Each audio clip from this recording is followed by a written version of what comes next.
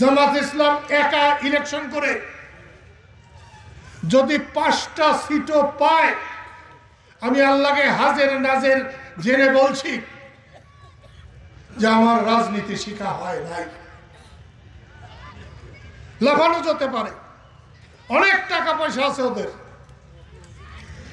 কিন্তু মুক্তিযুদ্ধে যে অন্যায় করেছে মানুষের কাছে সত্যিকার অর্থে মাপ না চাইলে কোনদিন জামাত বাংলাদেশের শাসন ক্ষমতায় যেতে পারবে না। এত অন্যায় করলে তারপরেও আল্লাহ যদি তার জন্য রাস্তা দেয়, তাহলে মানুষের ঈমান নষ্ট হয়ে যাবে না? যেভাবে মাপ চায় ওই মাপে কাজ হবে না।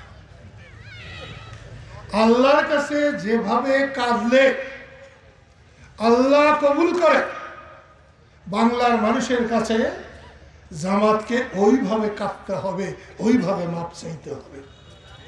জানি আমার কথা তাদের তিতা লাগতে পারে, কিন্তু ওদের নতুন প্রজন্মের অনেককে আমি চিনি। মুক্তিযুদ্ধের এই অপরাধ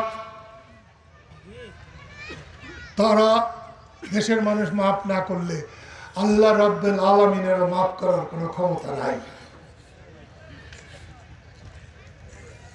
আমি জানি না জামাত সবসময় উল্টা পথে চলে। যখন ব্রিটিশের কাছ থেকে ভারতের স্বাধীনতা এলো, আমরা যখন পাকিস্তান চাইলাম,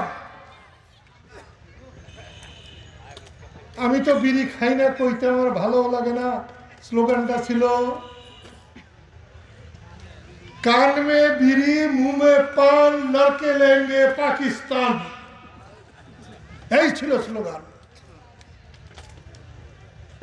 কান মে বিড়ি মুহ মে পান লড়কে লেঙ্গে পাকিস্তান। সে সময় কিন্তু জামাত পাকিস্তানের বিরুদ্ধে ব্রিটিশের পক্ষে ছিল।